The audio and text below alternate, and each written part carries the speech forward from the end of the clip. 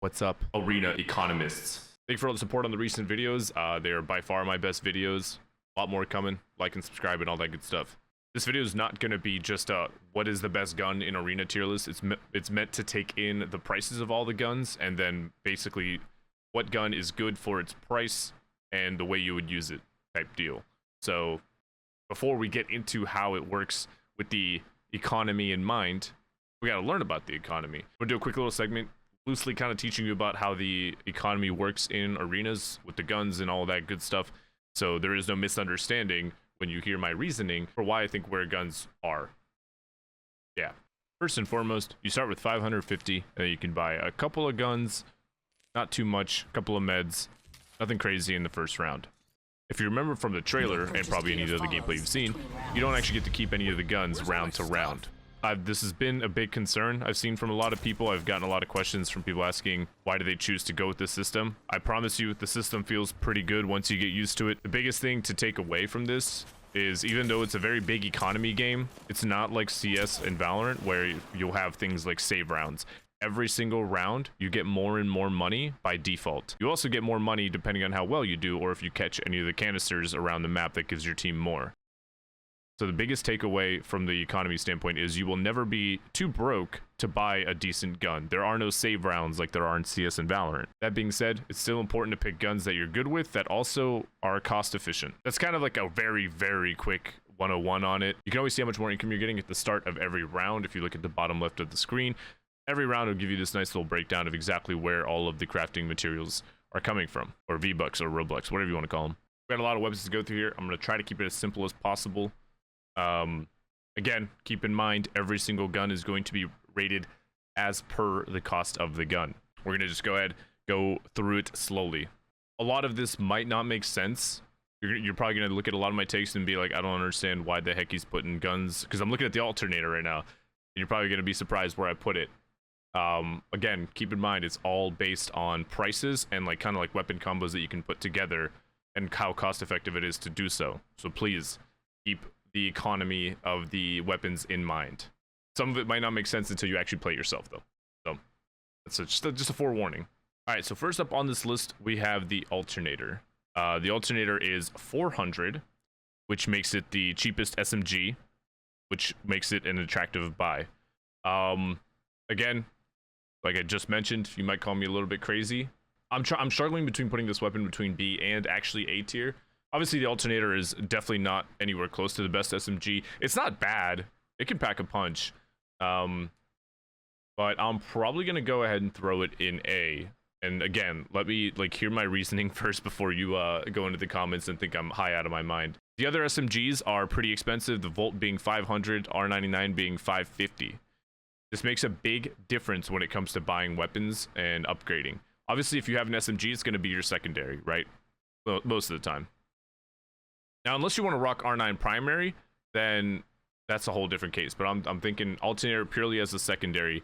It's a very cheap buy for a secondary, and attachments are really important on SMGs. And because it's 400, you don't need as much to get an upgraded mag compared to, say, an R9. I think an R9 upgraded, I don't remember exactly off the top of my head, but an R9 upgraded, like even to just a gray mag, is like 700.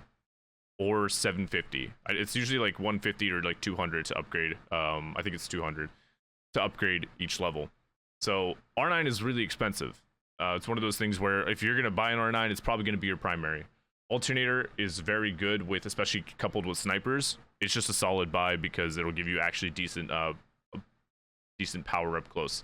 Before I get into the rest of the weapons and just kind of like shotgunning out a lot of my opinions, it's very important to also know that it's very hard to actually have like two fully kitted weapons in this mode.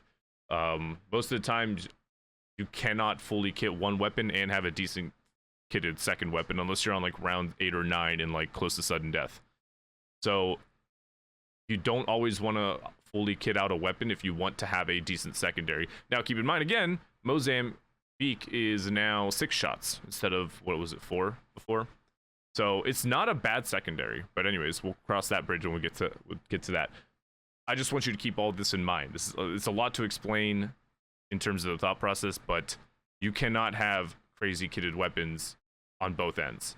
know, you have to really be selective about which guns you want and which ones you want to upgrade. So moving on, alternator gets an A for me because it's a very cheap buy and it's a very solid secondary if you want to run a little bit more long range. Devotion. I don't have a lot of experience getting the gold attachments for a lot of the guns. Obviously, like with the Devotion, we're talking turbocharger. I don't have a lot of experience getting that, so I think if you even try to get them, you have to upgrade them to at least purple, and it's really expensive.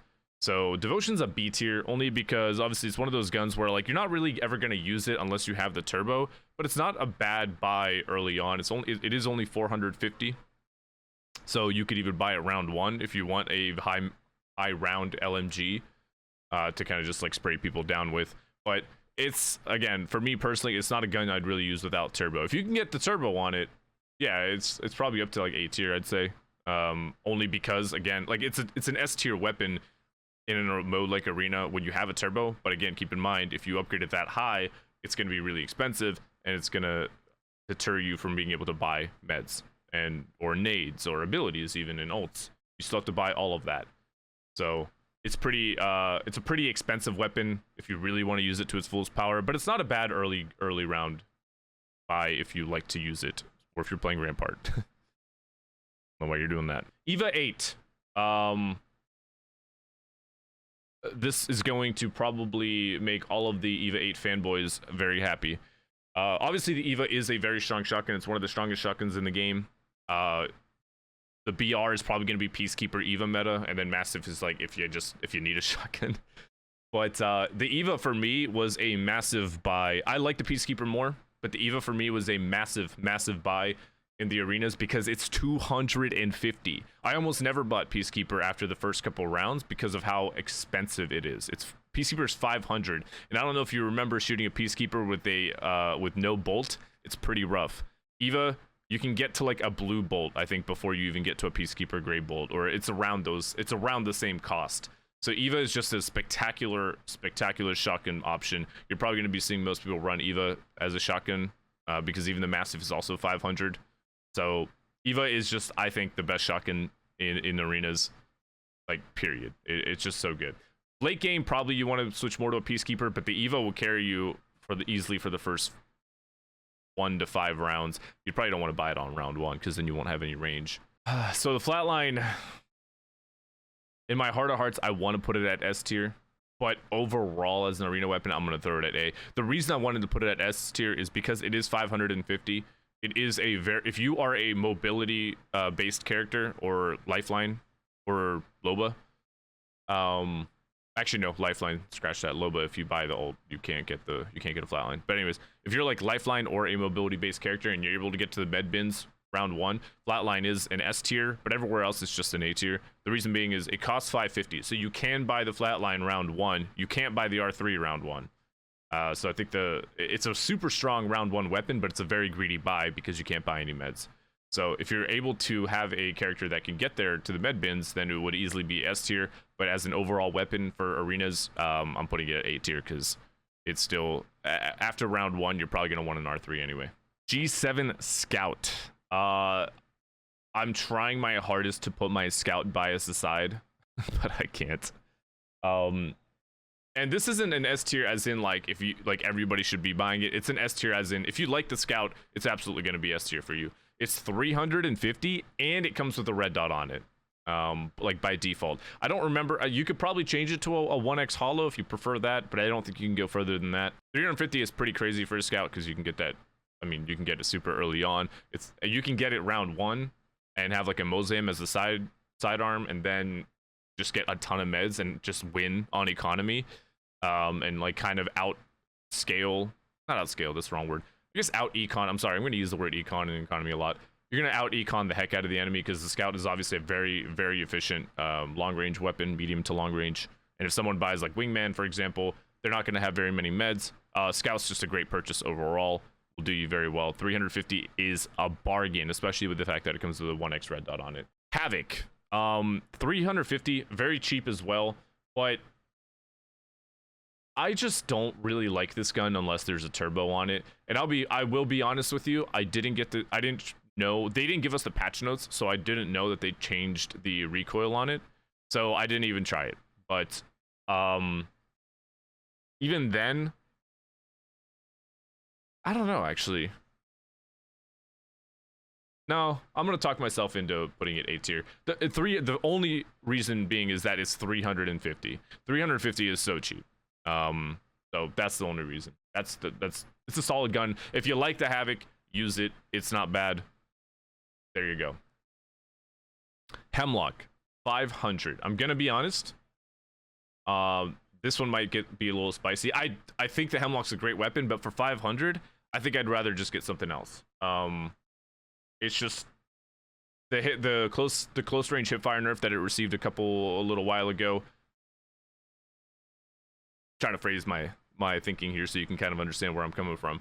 It's still a really good gun, the Hemlock is, but it's expensive for 500. Early on, if you're buying a 500 credit weapon, you're not gonna have too much money for an efficient secondary. So the Hemlock, I still think the hipfire nerf is very, very noticeable, and it's not as good as it used to be close up. It still can shred, obviously, but it's not as good. So for the price, it's an early round, like, if anything, it's a late game monster if you like the Hemlock, but early to mid game, I just think there are better options. Mainly because it just lacks that close range that other guns, like the Flatline, for example, it's only 50. I would buy the Flatline over it because it's only 50 more, and it also has very, very good close range. Yeah, that's it. Kraber, I mean, S tier, but that's a care package weapon, so that doesn't. And yes, you can get care package weapons. Longbow. Also, oof, this one's tough for me because there is no. I think you have to upgrade it fully to get the skull piercer. I didn't try it personally, but I'm pretty sure you do. All of the attachments and hop-ups you'd get with weapons, you have to, I think, upgrade just to the fullest, and it's pretty expensive. But I still kind of want to. I'll put it A tier. I'll put it A tier. It's still really good. Like, you might think, like, why would you ever run a sniper in this mode? They are economy like shredders. Most of them are pretty cheap, and you can get so much value out of them. For example, the longbow is 400, and it comes with a 6x on it. So you could buy this son of a gun round one and just be an absolute butthole to the other team. It's really annoying. I've had a couple people do it to me. So there's that. It's good for that. It's an economy destroyer. All of the snipers are. They're actually pretty cheap, and I think they're like, it's a little bit different because in CS and Valorant, the snipers are usually really expensive. But in this game, I think you don't want snipers as much, so they are that option to kind of like shred. But the thing to also think about is if the snipers are cheap, then you can have a beefy secondary. So you might be able to run something like Scout R9, for example, or even Longbow R9, rather than like if you were to run like a Flatline or a Spitfire R9. That's going to be a lot more expensive. So it's a great economy buy because it gives you a decent secondary, or you could run a fully kitted alternator, something along those lines, or even a Volt. So it's a great buy in that regard. Mastiff, man, I don't think I saw a single Mastiff in the arenas. I'm gonna be honest with you. It's the same price as Peacekeeper, which I was telling you already is like, it's expensive for a secondary. It's expensive. I'm actually gonna put the Mastiff at probably B tier, maybe even C tier actually. Again, it's not because the Mastiff sucks. It's still like that shotgun will still it's still a shotgun. It can still kill you. It can still do massive things. It's just that it's so expensive. I would almost probably never consider buying it. I want to put it at F tier. I'm talking myself into F tier actually. Yeah, because I would just never buy it. If I'm spending 500 on a shotgun, I'm either gonna get a Peacekeeper or I'm gonna get a way better Eva, and that's that. Mozambique. So this is gonna be interesting. Mozambique is free. So is the P20. I think they're only like 50 to upgrade past the first level. I'm gonna actually throw Mozam at B tier. It's not a bad secondary. Like if you want a decently kitted like AR early on, like round 2, and you just want to get like it's not a bad idea to go like a blue R3 or Flatline and then get like a Mozambique as a secondary. It's 6 shells now. For 50, you can upgrade it to a white bolt, and white bolt Mozam already shoots pretty damn fast.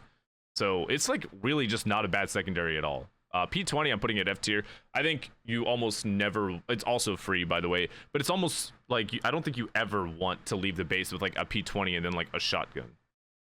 I think you'd almost always rather just leave with a Mosam. The Mosam is, in my opinion, is just better than the P20 in almost every way now. Peacekeeper. This is a tough one for me. I'm going to be honest with you. There's a lot of games I played where I did not buy this gun because of how expensive it is. I want to put it at B tier, not because the gun sucks. Again, I'm sorry that I have to keep reiterating that because I think people are going to see this and they're going to think, how do you think the Mastiff is an F gun? It's not because the gun sucks, it's because it's expensive. The Peacekeeper is also 500. Peacekeeper is very unforgiving if you don't have a good bolt on it and you miss. It's a very strong, similar to like I have like the same thoughts with the Peacekeeper that I do as the Hemlock. It's a very strong late game gun once you're able to get better bolts on it. But just simply because of the cost, 500 just to get the base weapon is so expensive for a secondary that I just can't, I can't justify putting it at A tier, even though it's still really good. Like I said, I just would rather take the Eva. It's such a cheap buy and it's still so freaking good. Prowler, that's care package weapon. Obviously S tier. R301, still S tier. I mean, it's the R3, man. Like, what do you want? It's really expensive. It's 600, but it's your all-around go-to. It's your all-around go-to, man. It's Old Faithful. You can upgrade. I've seen, I saw a couple of pros, for example, like they would just get an R3 like blue and purple and then just go with a Mosam after that. It's that strong. And you know what, actually, oh man, now I kind of want to throw the flatline up there. His flatline is, I do like the flatline. Yeah, I'm gonna throw the flatline up there. Okay, because personally I think the flatline is really good. I think it's way better than the R3 medium and close up, and also it has the first round buy capability. Yeah, I'm gonna throw a flatline up there. R99. I think I'm gonna throw that in B tier as well. I know that's probably crazy. I know you're probably frothing at the mouth. I'm gonna get a lot of flack for this tier list, I can already tell. But you have to understand. You have to understand. Sorry, I'm thinking right now. I'm thinking of the R9 as a secondary in this game mode. Yes, you can get, if you're thinking, I think a lot of people might actually buy it as a primary. In which case, I'll probably throw it at A. Yeah, I'll probably throw it. I'll keep it at A. I think it's good at A because my initial thoughts were, if it's a secondary, again, it's the same thing as the Peacekeeper. It's just too expensive. It's very good, but to get, like, you need mags on an R9 if you're rocking it as your secondary. But I forgot, I'm kind of like, that was my initial thought process, but you can run an R9 as a primary. Obviously, I know a lot of people are probably going to do it. Or like R9 Wingman, a little pricey, more of a medium game build. But it's still good. It's just pricey, and this is, again, from the standpoint of primary. As a secondary, it's B tier. I know I'm repeating myself a lot, but I just know I'm gonna get a lot of flack for this. But I promise you, like, you'll see what I mean. I stopped buying R9 for a secondary after a while because I'm just like, dude, this is too expensive, and I never have the mag size I need. I was actually starting to buy the Alternator a lot more. But what do I know? RE45. Yeah, I don't know about this one. I don't know why you would ever buy it, because, like, I'm gonna put it at C tier. No, I'm gonna put it at F tier, because I just don't know why you would ever buy it. It's the same price as the Eva, and I don't think you would ever get the RE45 as a primary. Maybe like round one. I haven't tried it, but now that I'm thinking about it, maybe you could do like an RE45 Eva build, so you actually have like two okay weapons, like round one. I don't know, but I don't ever see myself buying an RE45, or probably anybody for that matter. Spitfire. We probably gotta throw that at the S tier. I don't know how much ammo comes with it. I was not a Spitfire abuser, but Spitfire is just deadly. It's good. It's 550 as well, so you can actually buy the Spitfire round one. You won't have any meds, so you got, again, if you're a mobility legend or you're a lifeline, you're gonna want to go to one of the med bins and tap that shit for meds, because you're not going to have them otherwise. So Spitfire is definitely It's an S tier. It's really cheap. This gun needs to be way more expensive. Excuse me. Triple take. Now a care package weapon. So we'll throw that at S tier. There's a lot of S tier weapons, but there's also a lot of weapons. Wingman. This one is actually going to be. This one is S tier, 100%. Wingman is 500, I believe. Yes, 500 off the bat. It is going to be probably what most people buy round one. It's just it's really solid. It's an economy shredder. You get shot. So everybody starts with base 2 shield cells. If you buy a Wingman, which I know a lot of people are going to do at the start of arenas, you cannot buy any more shield cells. You can't buy any, actually. So you only have 2. So again, same thing. You have to make sure either you're a crack shot with the Wingman or you're hitting those med bins. One Wingman shot already takes out 2 shield cells from whoever you're shooting. The only 2 shield cells they'll have if they went greedy. It's also, Wingman is just, despite maybe it not being like the most favorable weapon by most people, it is one of the best dueling weapons in the game. And what I mean by that is just weapons, you know, that you use to fight like one-on-one or whatever, just close up, like hard fights. Simply because of its strafe speed. The damage output is very good. The strafe speed is very good. It's up there, definitely. This list is missing again. I think, yeah, this list is missing a lot of guns, so I'm gonna edit them in manually. 30-30 repeater, I will put at C tier. That is more me being judgmental on the fact that the gun is just not that great, I think. But it is cheap. It's 350. It comes with a red dot on it, so it's not bad in that regard. It's cheap, but at the same time, the Scout is also 350 with a red dot, so why the heck wouldn't you just buy a Scout? So I'm gonna throw it at C tier. Not completely useless, but I'd rather just buy a Scout. Sentinel.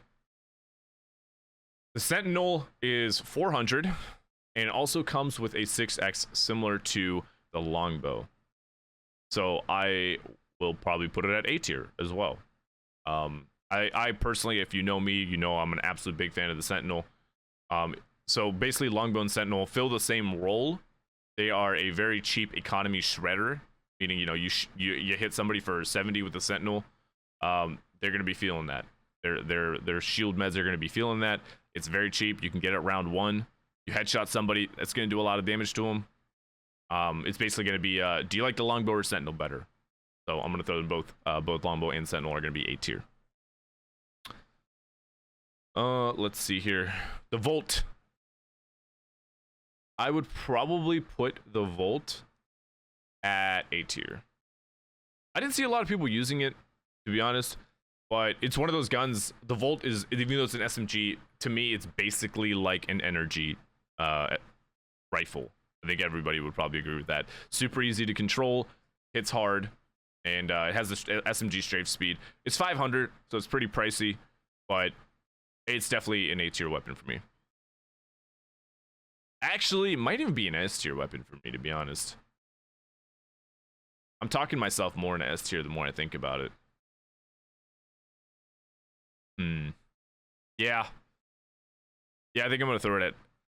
Oh yeah, yeah. I think I'm gonna throw it at S tier, because the range at all the arena maps. We'll take it. Edit that shit to the S tier. The range of the arena maps is not that large unless you're talking about like maybe Phase Runner. And 500, like if I'm going for a primary, personally, I'd probably pick the Volt over the R9 unless it's a much closer range map, like maybe Party Crashers. It's just more. It's very ammo efficient. You get a lot of ammo, but it's pretty fucking ammo efficient. On top of it's a little bit cheaper than the R9, only by 50, but that could add up. I'm gonna put it at S tier. I think it makes for a better primary than an R9 does on most of the maps. L-Star, also not on this list. L-Star is 400. This is a tough one, man, because L-Star's like L-Star. It's 400, so it's cheap. I'd probably throw it in B tier. It's just one of those guns where it's like, I doubt I'm gonna pick it up. I'd probably rather a Havoc, to be honest. It shreds a lot. Like, L-Star's not a bad gun. I know there's gonna be a lot of L-Star stands in the comments going, like, why is everybody an L-Star hater? I actually don't hate the gun. I am really bad with it. I'll full on admit that.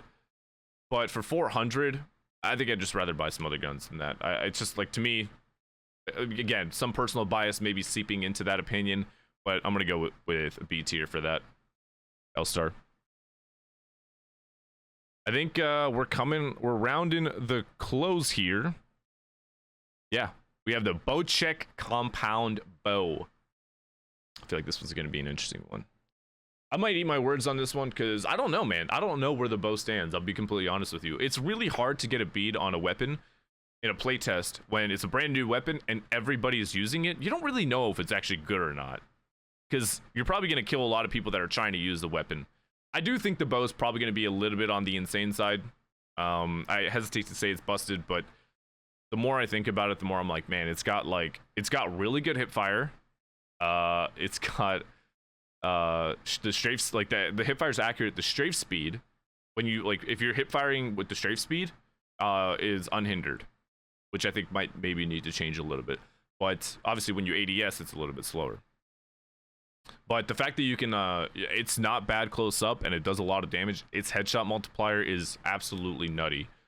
It's gonna be similar to Wingman, but like on crack in the terms of it's one of those guns where it just feels awful to go against somebody who's really good with it. It's 600, so it's expensive, but at the same time, you don't really need attachments for it. The iron sights work pretty damn well with it. One build that hollow FPS, Soar hollow FPS, or he knocked the FPS off. It's just Soar hollow. One build, I got into a game with him in the playtest, and one build he shot my way, which grew on me very quickly, was the compound bow and the alternator. Was a surprise hit, because dude, there's like no way you're gonna be running the Hodsic and the R9 with any sort of attachments on either one. Like, it's just, that's too expensive. But the Hodsic and the alternator, and then you beef up the alternator with like maybe a greater blue mag, and like you're set, man. You're solid. Even upgrading the Hodsic once isn't terrible too. You get the 1x, the 2x. I really like the 2x on it and the 3x, but those are really like late game purchases, I think. But it's very ammo efficient. I don't remember how much ammo it comes with. Most guns come with a lot of ammo, but I mean, oh man, this stuff. It's so expensive, which is the only reason I hesitate to put it at S. So I think I'm gonna put it at A, just because of the price. But it's gonna be one of those guns where, hey, dude, if you're a nut with it, you're gonna terrorize people with it. Still an insanely strong gun. It's just really expensive. And that leaves us last with the charge rifle. Charge rifle also comes with a 6x. Probably the one gun that might be like the easiest to knock people, like to just ruin people's economy with, because it's such an easy gun to hit people with. It's 700 though. Partner that up with like the cheapest secondary you could really partner that up with is like maybe an RE45 EVA if you're like on crack and you don't care about your mid-range at all. Charge rifle RE45 might be a mood, to be honest. I haven't tried it. I've seen some people buy a charge rifle, and whereas they were annoying, they didn't usually win because it's just such a heavy purchase. It might be a decent late game purchase to be really annoying. I can't imagine triple charges is very fun to go against. It's an insanely strong gun. It's just really expensive. So I'm probably gonna throw it at B tier. Only because of the again, all of these are only because of the price. Do not have my head, because like a lot of this is not a power weapon ranking list. Power rankings, whatever. That's not what this is. This is purely is this gun worth it list. So either way, it's a tier list. Remember, please be respectful in the comments. It's my own opinion, and everybody else that comments what their favorite guns are, it's their opinion as well. The beauty of Apex is the guns are all balanced in a way that, like, dude, like you could run a lot of guns that are and get away just fine. I do think, like, props to Apex. I know some guns obviously are busted here and there, like people are annoyed at the Spitfire, but for the most part, I commend the devs on like pretty good weapon balance. I mean, you can run almost any gun and still they all feel like similar yet different niches, and they can all win for the most part, minus a couple. But yeah, I think that's my power weapon rankings tier list for the arenas. Hope you enjoyed this. Hope you learned something too on how arenas work going in. I'm gonna tell you right now, if you're still listening to the end of this video, first off, thank you. Second, the buy system is a little intimidating at first. You're gonna be spending the whole pre-round a couple times just buying and looking at the menu, but I promise it'll make sense once you just use it a little bit more. I would like to see a feature, and I actually relayed this to the devs, like a buy previous feature, like kind of CS has, or like maybe have like favorite weapon loadouts with like the prices next to them, and you can just like click on those and just buy those. I would love to see that kind of functionality in it, but so far, like, it's daunting at first, but it makes sense the more you play it. Anyways, hope you guys enjoyed this. Again, if you made it this far and you're enjoying all the Season 9 content, please leave me a like and a subscription. I've been putting a lot of work into this. I haven't been streaming, and it's been paying off. Seriously, thank you all for the support on all of the videos. But Jimmy Guide coming next week. Be on the lookout for that. Thank you guys for hanging out. Love you. Bye. What an outro.